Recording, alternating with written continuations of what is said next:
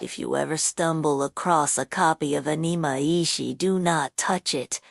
Do not even search for it. I made that mistake, and now I cannot wake up. If you think this is some elaborate online story, you are already playing. It was supposed to be a boring Tuesday night. I was slouched in my gaming chair, half-heartedly scrolling through a forum that thrives on urban legends, hidden levels in retro games, cursed ROMs, things like that. I am a skeptic by nature.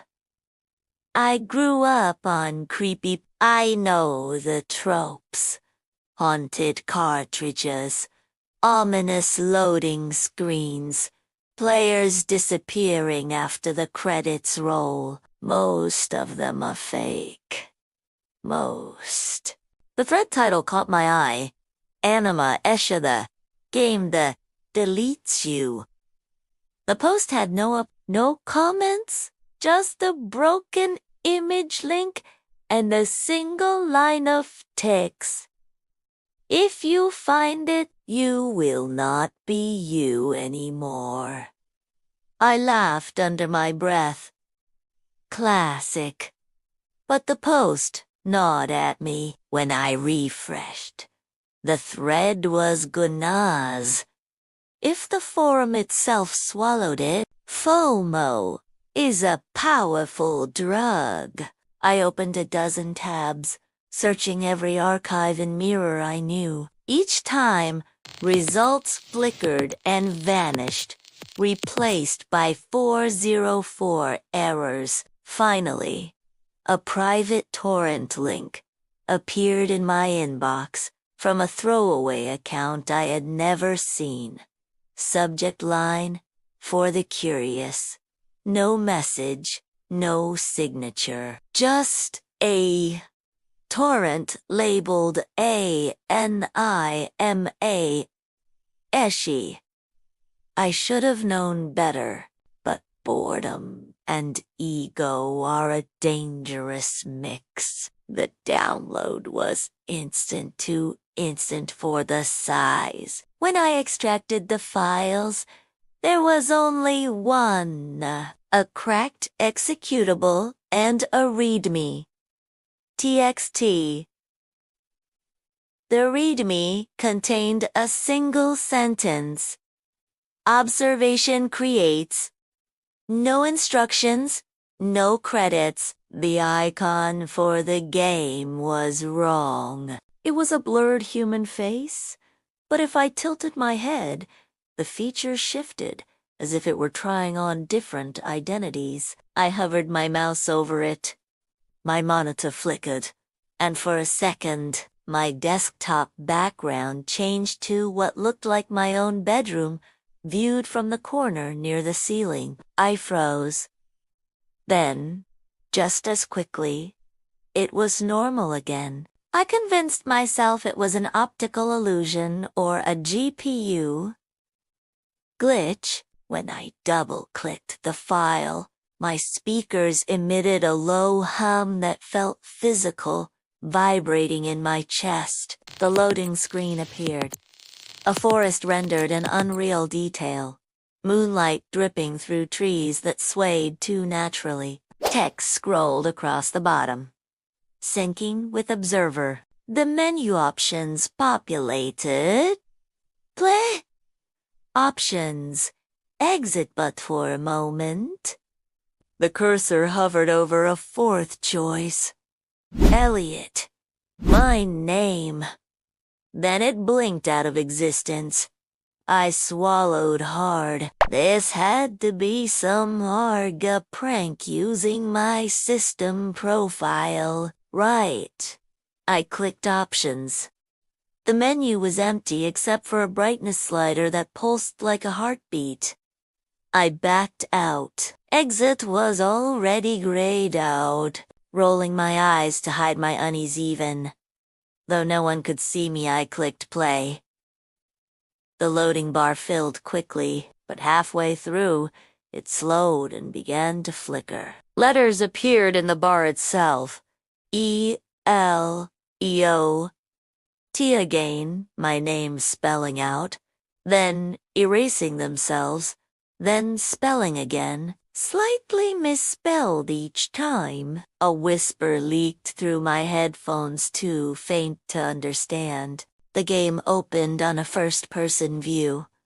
A path winding through the same forest. The textures were almost photorealistic, but not in the usual uncanny valley way this was.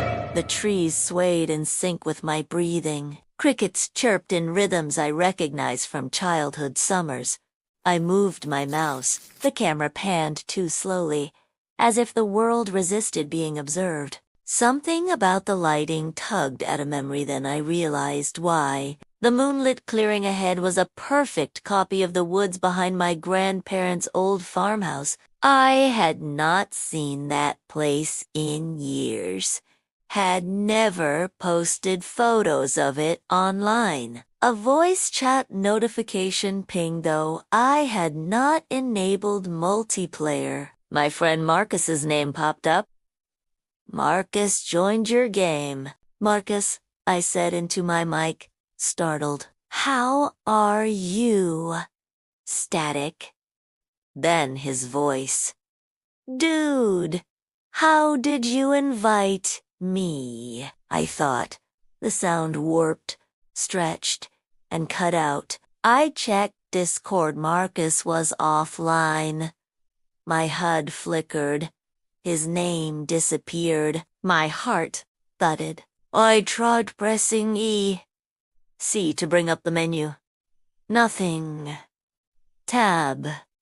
ALTF. For nothing. Even CTRL plus Alt plus. Del was ignored. Then the forest shifted. The path ahead bent into a shape that should not have existed, 2 points of perspective folding into one. A shape moved between the trees. Watching. I tried to laugh it off, muttering, okay, creepy ambiance, 10 out of 10. But my voice shook. I kept walking. The trees whispered not. Rustled whispered words I almost recognized. Remember. Behind you. I spun around. Nothing. A faint glow appeared in the distance. I followed it, pushing through dense ferns that brushed my screen like real leaves. The glow resolved into a save point. A stone pedestal with a pulsing orb. The pedestal had carvings, not runes, not letters, but shapes that looked like my handwriting from old notebooks. When I approached, the game displayed, would you like to save yourself? 2 options. Yes and always. No option for no. My cursor trembled. I selected yes. The screen flashed white. When my vision cleared, I was standing not in the forest, but on a narrow dirt road I knew too well, the road outside my apartment. Even the graffiti on the corner sign was exact. The game world was becoming my world. I muttered, this is impossible. My voice echoed twice. The second echo slightly ahead of the first as if something else had said it with me. In the distance, a door slammed. The sound of my own apartment door. I felt the walls of reality bend, the air press closer, and a thought whispered not through the speakers, but inside my skull. Level 2. Observation required. Darkness bled in from the edges of my monitor, and my mouse cursor drifted on its own, pointing toward the road. I could not quit. I could not wake up, and somehow I knew the game had only just begun. The forest around me breathed. That is the only way I can describe it. Each tree seemed to expand and contract in perfect rhythm, as if the entire world inhaled when I exhaled. The hyper-realistic textures glistened with dew that caught the moonlight in a way no game engine should have been capable of. It was beautiful, but wrong, so wrong it made the back of my neck prickle. I took a cautious step forward. The ground crunched underfoot with the exact pitch of gravel on the road outside my apartment. When I paused, the ambient noise shifted. At first, it was just wind rustling through branches. Then the rustling became whispers. "Do you remember?" The voice was soft, childlike. I froze. Another whisper followed, this time from my right. The swing set. The one that broke. Lurched. That was a memory from when I was 801, but my childhood best friend knew that story. Okay, I said aloud, forcing a shaky laugh. Really cute Easter egg. Who's running this? The forest did not answer. I scanned the tree line, searching for an NPC, a hidden speaker, anything. My graphics card fan went like it was under strain, though my frame rate was smooth as butter. A flicker caught my eye. Carved faintly into a tree trunk was a sequence of letters and numbers. I moved closer and realized they formed a URL. I grabbed my phone, typed it in. Nothing. A 404 error. When I refreshed, even the URL was Ganaz. If it had never been carved, the whispers started again. This time, they were phrases I had said online, stupid things from forum arguments years ago. Private jokes from voice chats I thought were forgotten. I pressed ESC. The pause menu appeared, but it was empty except for a single flickering word. Pause. Below it, the exit option was grayed out. Clicking it did nothing. I tried Alt F. The screen stayed frozen for a heartbeat, then returned to normal. My keyboard backlight flickered like a warning. Panic simmered low in my chest. I tapped my mic. Marcus, you there? Dude, are you messing with a crackle of static? Then Marcus's voice came through, faint and annoyed. Bro, you are freaking out over nothing. It is probably just some super immersive indie dev project. Chill, Marcus. This is not normal. It is like it knows things about me. He snorted.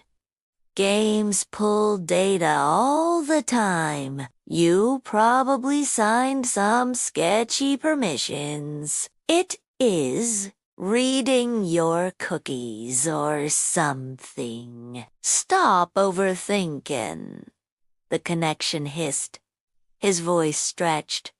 Overthinking. Elongating. Until it warped into a distorted moan. Then silence. Marcus, I waited. Nothing.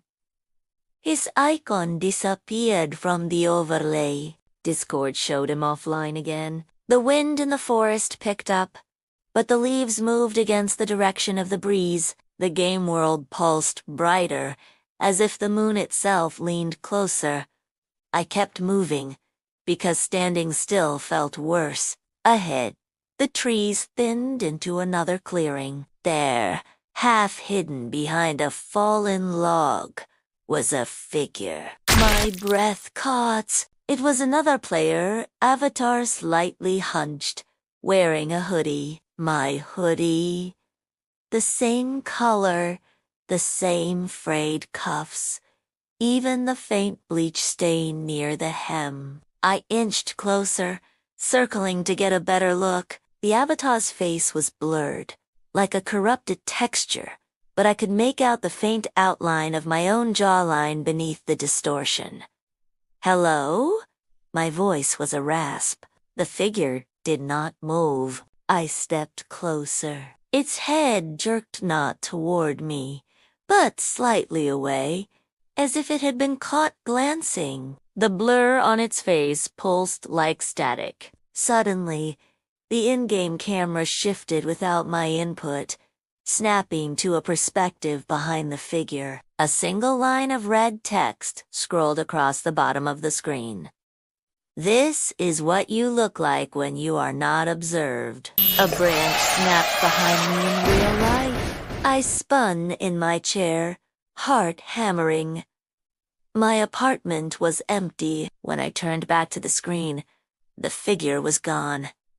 The game world darkened. The path ahead glowed faintly, beckoning me onward. My hands trembled on the mouse. A sudden system notification popped up not from Windows, but from the game itself, floating in mid-air above the trees.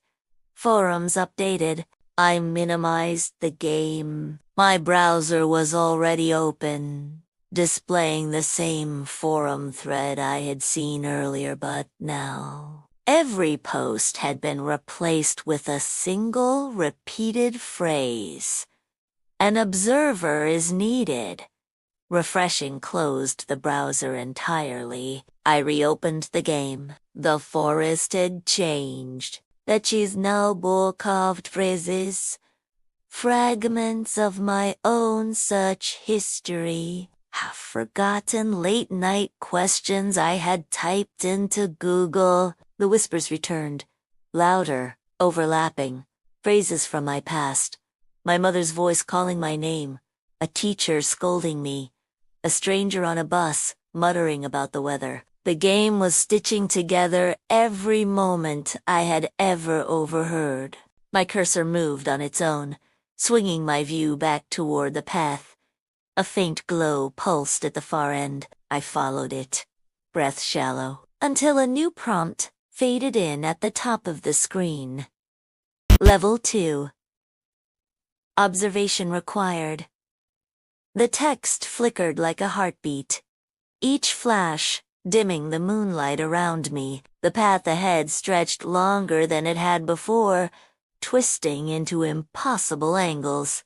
I tried pressing ESC again. The menu appeared, but the exit option was still grayed out darker now, as if even the game mocked my attempt. The whispers faded into silence, leaving only the sound of my own breath both in the game and, I realized with a shiver, echoing in my room. Somewhere beyond the tree line, something waited for me to keep moving. And I did.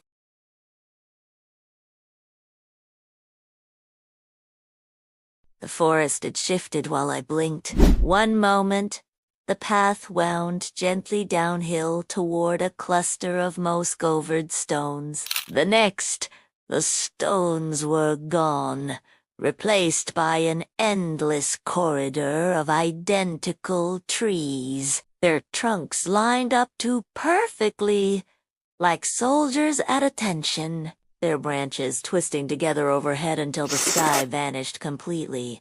I spun in a slow circle. The clearing I had just passed through gone. Even the footprints I thought I had left in the dirt had vanished. This is okay. Procedural generation or something, I muttered, trying to sound casual, but my voice trembled, betraying me.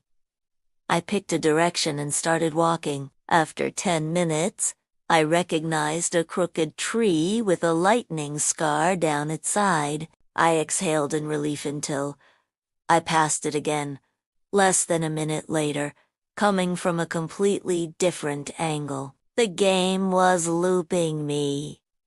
I stopped moving. That was when I heard it. The faint, hollow hum of my refrigerator from the other room, but I was wearing noise-canceling headphones. My apartment's real-world sounds were bleeding into the game. The forest's wind carried the distant clink of my keys on the kitchen counter. Leaves rustled overhead in time with the creak of my ceiling fan. My monitor flickered gust once, like a power surge. My bedroom light followed suit, dimming for a heartbeat before snapping back. A whisper slithered through the forest, low and distorted. "Do you remember what you said?" I froze. The voice distorted further, breaking into fragments. The worst thing. Then static. Then you evited. I backed up, bumping into a tree trunk that had not been there a moment ago. The bark felt cold and damp through my shirt. The game's camera panned on its own, swinging toward a faint light ahead. Text scrolled across the bottom of the screen. "Keep going. I am not playing your script," I whispered, but my hands betrayed me, tightening on the mouse, my feet moving my character forward. The light grew brighter until it resolved into a small cabin I had not seen before. Its windows glowed amber. I tried circling it, but every turn brought me back to its front porch. Inside, a fireplace crackled. The logs burned without heat. A wooden chair sat before it, rocking gently empty. The game pulled my view toward the cabin's back wall. A series of paintings hung there, their frames ornate and cracked. I stepped closer and gasped. Each canvas showed a moment from my life. My first day of school. The night my dog died. A college party where I had said something cruel I thought no one remembered. The distorted voice returned, now low and almost amused. "You wanted realism?" The screen blinked to black for a heartbeat, then flashed an image so quickly I almost missed it. A creature, twisted and wrong, hunched with two long limbs, and a head that was not a head, but a shifting smear of static. When the scene returned to normal, the chair by the fire was no longer empty. Someone or something sat there. The shape was humanoid but bent, its shoulders impossibly narrow, its arms too long. Its face flickered like a corrupted video frame, cycling through images my own face, Marcus's face, my mother's face faster than I could process. I backed away, heart hammering. The game offered no controls now. My keyboard inputs did nothing. The camera panned closer to the figure, frame by frame, as though the game itself leaned in to watch. The creature spoke, its voice a garbled mixture of all the whispers I had heard. "Stay with us." A loud crack sounded in my apartment, my desk lamp flickering violently, throwing shadows across the room. I yanked off my headphones. The whispering did not stop. It echoed faintly from my walls. When I put the headphones back on, the forest was gone. I was standing in an endless black void. The cabin and its fireplace reduced to a distant speck. My own character model stood ahead of me motionless, staring back at me. On-screen text appeared again, larger this time. "Stop struggling." The character model moved without input end, raised its hand in a slow, deliberate wave. Then it tilted its head at the same angle I was tilting mine, mirroring me. I shoved my chair back, breath quickening. My webcam light had turned on by itself. The distorted voice chuckled a horrible, broken sound. You brought the game home. The void dissolved back into the forest. This time, the trees were burning silently, the flames casting no light. The sky pulsed like a heartbeat. A shadow darted between the trees too, fast to be human, too deliberate to be a glitch. I caught only a glimpse. The suggestion of claws, the curve of a jaw that split too wide. The forest floor trembled beneath my feet, the ground rippling like water. My apartment light flickered again, syncing perfectly with the ripples. A new text prompt appeared at the center of the screen, its font jagged, letters slightly misaligned. You are being recorded.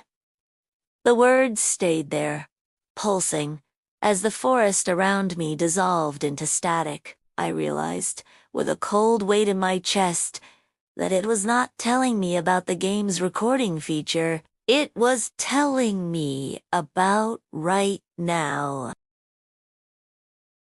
I slammed my keyboard against the desk so hard the keys rattled, but the game stayed frozen on the pulsing words. You are being recorded. My screen dimmed, flickered back to life, then dimmed again, like the monitor itself was breathing. A-D-A.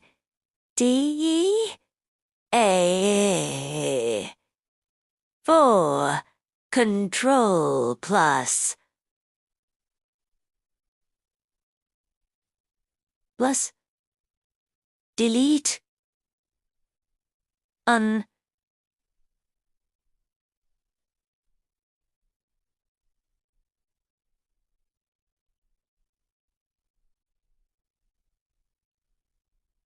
Vo. Control. Plus. Control. Control. Plus. Control. Plus. L. Plus. Plus. Plus. Plus. L. Plus. Four. My fingers flew over the key. The task manager opened for a split second, showing Anima.exe at 99% CPU. Usage then the window blinked out, replaced by the forest again. The burning trees now towered closer, their silent flames bending toward me as if they were listening. I yanked the power cord from the wall. The monitor went dark relief flooded me until, impossibly, the screen flickered back on, running on nothing. The forest was there, waiting. My reflection ghosted over it, my wide eyes layered atop pixelated ash and smoke. The room around me did not feel like my room anymore. My bookcase seemed taller. My doorframe curved slightly, mimicking the arched trees. The smell of damp earth crept in, faint but undeniable.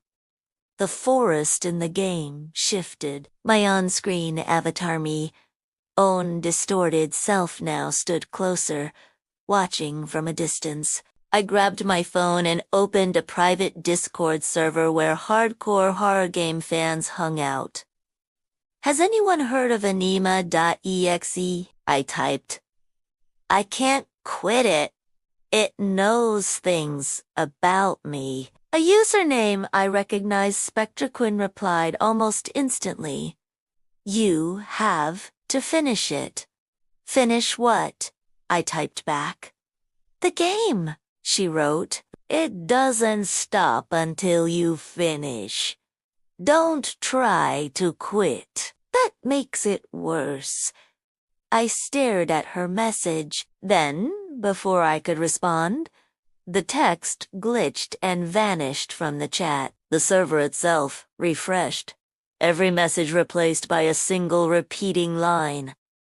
Nitrogen monoxide escape. My heart hammered so loudly I could hear it over the faint hum of my monitor. The distorted voice returned closer now, as if it whispered directly into my ear rather than through my headphones. You left someone behind? I froze. It was a line from years ago. Something I had once said about an ex-friend I ghosted during a bad time in their life. Hearing it now, in that warped tone, felt like an accusation. Stop, I said aloud, my voice cracking. Stop using my memories.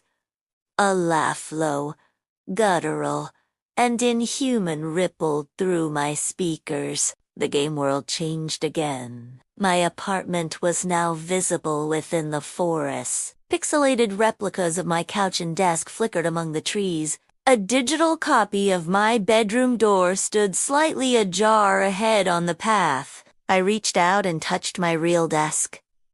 The wood felt softer, almost like damp bark. My books shifted on their own, spines creaking like old trees swaying in wind. The avatar on screen turned and faced me fully for the first time. Its blurred face stabilized just long enough for me to see my own expression, except the eyes were wrong. Too dark. Too wide. The screen flashed white. For a heartbeat, my own reflection was gone, replaced entirely by that hollow-eyed version of myself. Then the forest returned, and I was back in the clearing. Desperation clawed at my throat. I unplugged the monitor again, shoved it face down on the desk. But even with the screen dark, the distorted voice whispered from my speakers, "We are not in the screen anymore." I grabbed my phone to call Marcus. My recent calls list was empty. No record of him at all. I opened my laptop, different device, different network. As soon as the screen lit up, Anima.exe was there, already running. No icons, no start menu, just the forest. Something brushed against my arm. I jerked back. My desk plant's leaves had stretched unnaturally long, curling toward me like fingers. The distorted voice taunted again, this time in a perfect imitation of my own voice. "Finish the game, or it finishes you." The air in my apartment felt heavier, pressing in. The hum of the refrigerator became the low moan of wind through trees. My ceiling fan clicked in sync with the game's distant drumbeat. On screen, a message appeared in jagged, bloody text. "Next level. Acceptance." Beneath it, smaller words flickered. "You are already inside." The cabin I had seen earlier materialized again, but this time its door bore my apartment number. I backed away from my desk until my back hit the wall. My phone vibrated. A notification from Discord. "Spectra Queen is typing," but the typing indicator never resolved into a message. It just pulsed endlessly, taunting me. Suddenly, my webcam light blinked on. I turned to the monitor. There I was, live on screen. But not quite. My reflection smiled before I did. I bolted for the power strip and yanked every cord. The room went dark, finally dark. Then came the sound, a faint, deliberate knock at my apartment door. Once, twice, 3 times. Slow, patient. "I live alone," the distorted voice whispered one last time, right next to my ear. "Open it." The knocking stopped as abruptly as it had begun. The silence that followed was worse. An unnatural, heavy quiet that pressed against my eardrums, until I thought they might burst. I stood frozen, hand hovering over the doorknob, my own ragged breathing echoing back at me. Something shifted behind me, a faint creak of floorboards. I spun around, but my apartment was unchanged, except for the faint smell of pine needles and wet earth. The monitor flickered to life on its own. Anima.exe had opened again, its black loading screen pulsing with a faint red glow like a heartbeat. A new line of text scrawled across it. Welcome back. I stepped backward toward the door, phone in hand. No signal.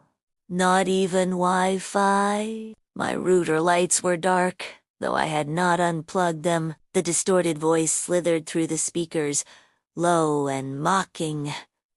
Running will not help. You are already here? Against my better judgment, I approached the desk. The game had loaded me into a new environment, a featureless white corridor stretching in both directions, doors lining the walls. Each door bore a number, the dates of my life's worst mistakes, the night I fielded a friend, the day I said something unforgivable. The hour? I ignored a call I should have answered. A single prompt hovered at the bottom of the screen. Choose.